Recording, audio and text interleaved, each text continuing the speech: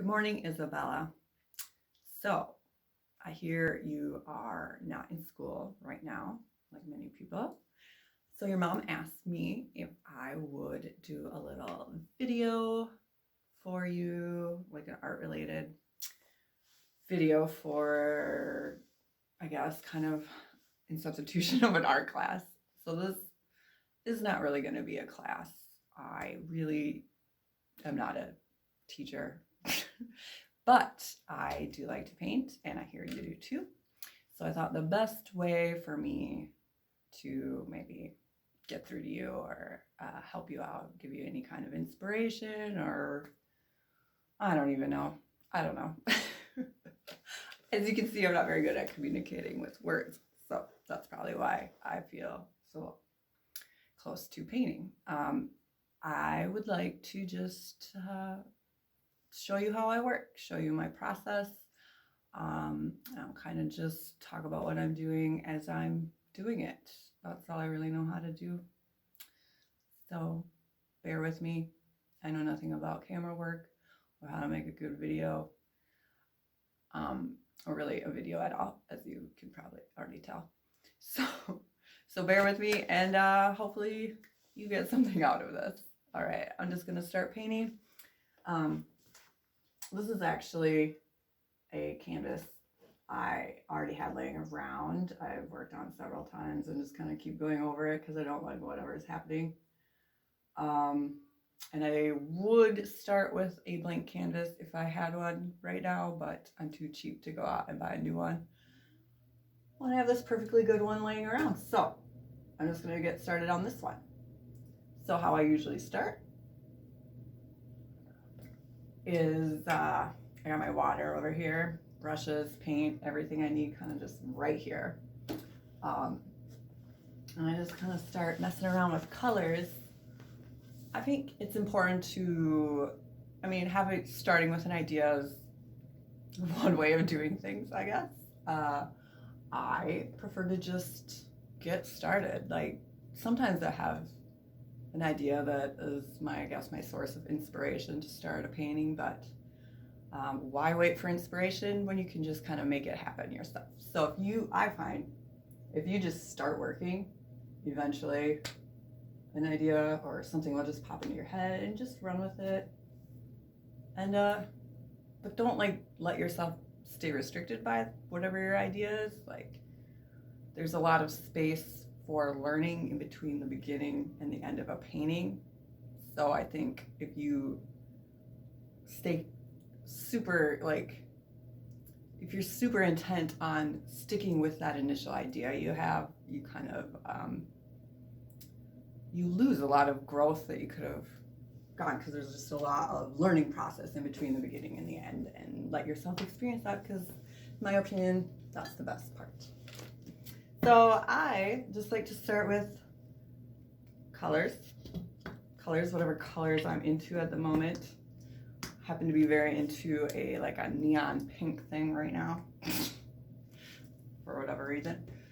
So I'm just gonna get going. Just whatever I feel like doing, I just kind of do. And see, some paint fell over there. Who cares? Bob Ross would call that a happy accident. Pretty much my whole process is about happy accidents. Not mistakes. There's no mistakes. Just see what happens.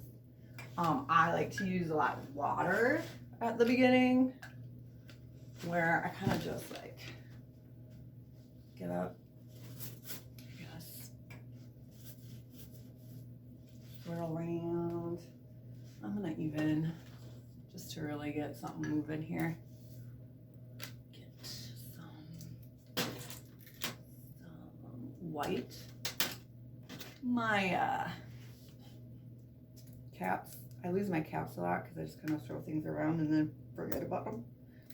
So I use acrylic paint, so then it dries, and then it's like thick shot. So sometimes you gotta find something to poke it open again. You know, clearly I don't have a plan. I don't know if that was obvious to you right now or not. But I just like to play around. Gotta let yourself play, even as an adult. It's very important.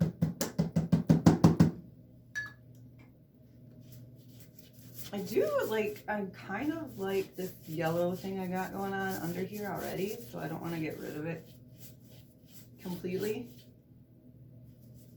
But, so I'm going to kind of let some of it stick around. Hopefully you can see this. I don't know. I hope I don't have to do this whole video over just because I'm like out of the vision where you don't see anything happening. But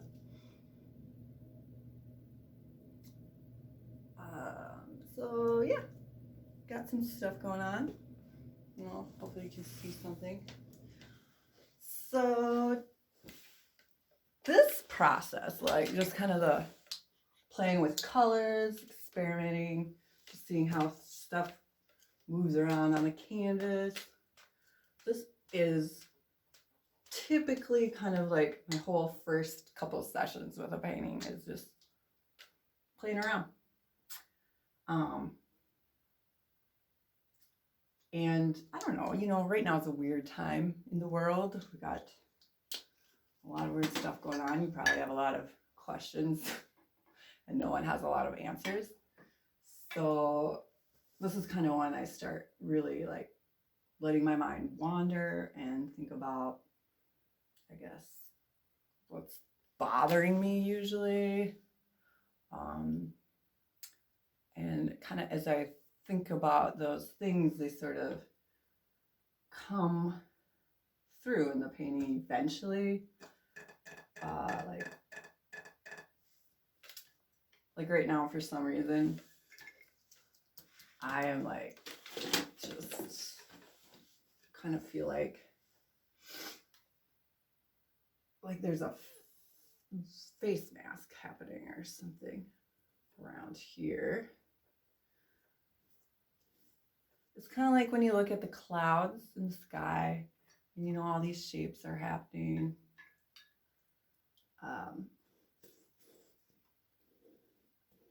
And you see something like, all of a sudden you're like, oh, that looks like a dinosaur or a, I don't know, whatever, a unicorn. And that's kind of what's happening right now. Like the paint's forming these weird kind of abstract shapes, but based on whatever I got going on in my head, I'm seeing things kind of subconsciously develop. And then you just kind of run with it, like explore it, see maybe you want to make like a kind of trying to make, well, you already know that most of my pictures end up being some sort of maybe like a portrait type, or anyway a figure of some kind, like a human figure. That just happens to be what I'm drawn to. You don't have to. You can do whatever you want. But that is where this is going for me. And see this area, so I'm kind of seeing a face happen here. And then I'm trying to make, like this is for some reason reminding me of a mask, like the face mask that everybody's all worried about right now. I don't know. Probably just because that's all you hear about right now. So there's that.